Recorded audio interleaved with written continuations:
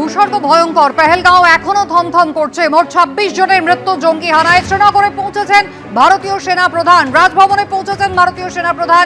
পেহেলগাঁওয়ে জঙ্গি হানার পর প্রত্যাঘাত চায় ভারত। গতকালই প্রধানমন্ত্রী একেবারে স্পষ্ট করে দিয়েছেন যে বা যারা এই ঘটনার পিছনে রয়েছে সেই ষড়যন্ত্রকারী, সেই মদতদাতাদের একেবারে ভাষায় বর্ণনা করা যায় না, এমন ভাবে তাদেরকে শাস্তি দেওয়া হবে। পরিস্থিতি খতিয়ে দেখতে ইতিমধ্যেই কাশ্মীরের সেনা প্রধান জেনারেল উপেন্দ্র দ্বিবেদী তিনি পৌঁছে গিয়েছেন।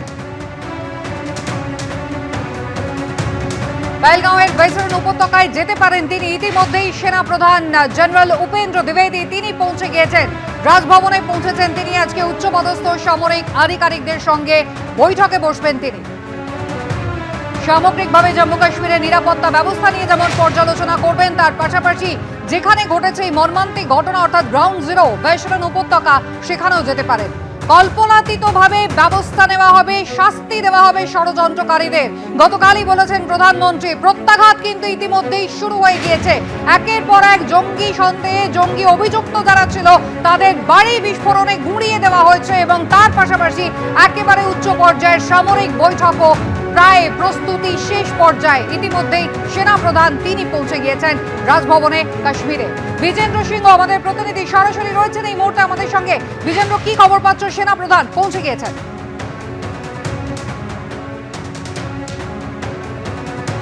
দেখো, সেনাপ্রধান শ্রীনগর পৌঁছেছেন কুসুমিতা, এবং আমি এই মুহূর্তে বাইসারেন ভ্যালিতে রয়েছি, যেখানে ঘটনাটি ঘটেছিল, যেখানে এই মৃত্যুলীলা চলেছিল, সেখান থেকে ঠিক 1 কিলোমিটার দূরে রয়েছে। এখানেও যা সিকিউরিটি ইনচার্জ যারা রয়েছেন তারা জানাচ্ছেন যে সেনাপ্রধান যেহেতু আসবেন তাই মিডিয়াকে এখান থেকে যেতে দেওয়া হচ্ছে না।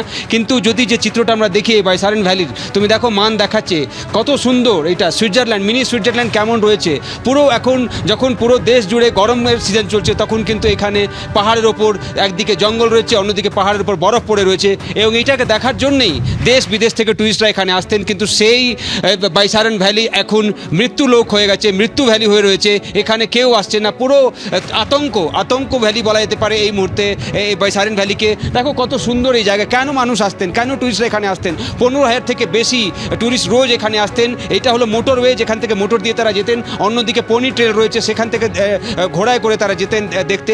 এবং সেই বাইসারেন ভ্যালি এখন মান দেখাচ্ছে। দেখো পেছনে পাহাড়গুলো কত সুন্দর এখানে রয়েছে। এখন সিকিউরিটি ডিপ্লয় করা হয়েছে, যেহেতু সেনাপ্রধানের আসার একটা এখানে সম্ভাবনা রয়েছে, তিনি হয়তো ঘটনাস্থলে আসবেন, তাই সংবাদ মাধ্যমকেও কিছু দূরে আটকে দেওয়া হয়েছে।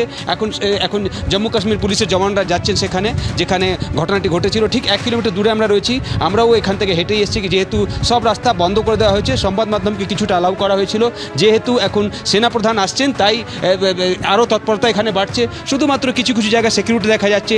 ট্যুরিস্টহীন পেহেলগামে তো ট্যুরিস্ট নেই, কিন্তু সব থেকে যে আকর্ষণের কেন্দ্র ছিল বাইসারেন ভ্যালি, সেই জায়গায় কোনো ট্যুরিস্ট আর গত 3 দিন 4 দিন আসছেন না। এবং এখানকার পরিস্থিতি এই মুহূর্তে এটাই কি জায়গায় জায়গায় কিছু কিছু জায়গায় আমি সিকিউরিটি দেখতে পাচ্ছি, কিন্তু ট্যুরিস্ট নেই।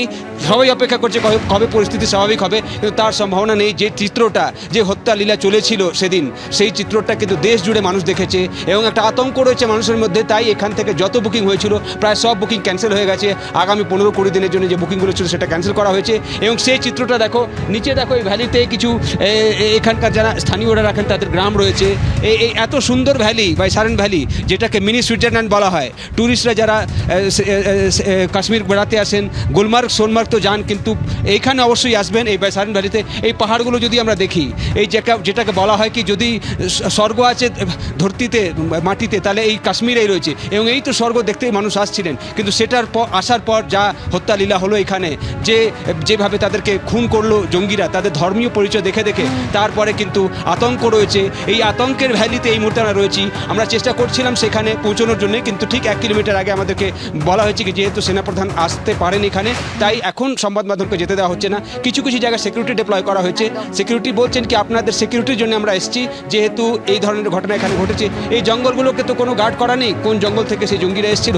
এখন চিরুনি তল্লাশি করে একেবারে ভারতীয় সেনা, জম্মু কাশ্মীর পুলিশ সকলেই সতর্ক রয়েছে, একযোগে কাজ করা হচ্ছে।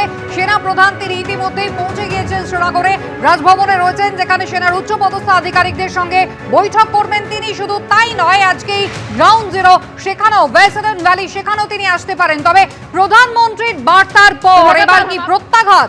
রাজস্থানের যুদ্ধ প্রস্তুতি ভারতীয় সেনা, তাহলে কি ফের পাকিস্তানের বিরুদ্ধে সার্জিক্যাল স্ট্রাইক?